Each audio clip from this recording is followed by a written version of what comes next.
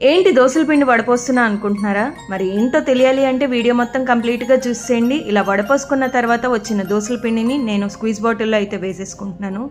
ఇలా వేసుకున్న తర్వాత ప్యాన్ హీట్ చేసుకొని ఇలా నూడిల్స్ లాగా అయితే ప్రిపేర్ చేస్తున్నాను. చూస్తున్నారు కదా, మీరు కావాలనుకుంటే మూత పెట్టి వేయించుకోవచ్చు, టర్న్ చేయాల్సిన అవసరం ఉండదు. లేదు అంటే ఇలా చక్కగా టర్న్ చేసి కూడా 2 సైడ్స్ వేయించుకోవచ్చు. వీటిని ఇలా ప్లేట్లోకి తీసేసుకోవచ్చు. చాలా ఈజీగా నచ్చిన షేప్స్ క్రియేట్ చేయొచ్చు. పిల్లలు రెగ్యులర్గా తినే టిఫిన్స్ బోర్ కొట్టినప్పుడు కానీ ఏమి తినమన్నప్పుడు కానీ ఇలా ఒక్కసారి ట్రై చేసి పెట్టండి. కొంచెం టైం పట్టినప్పటికీ టేస్ట్ అయితే చాలా బాగుంటుంది. చూస్తున్నారు కదా, నేను ఇక్కడ రకరకాల షేప్స్ అయితే ట్రై చేస్తున్నాను. మరి మీరు ఎప్పుడైనా ఇలాంటివి ట్రై చేశారా? ట్రై చేసి ఉంటే కామెంట్ చేసేయండి. చూస్తున్నారు కదా ఎంత పర్ఫెక్ట్గా ఈజీగా రెడీ అయిపోయినాయో.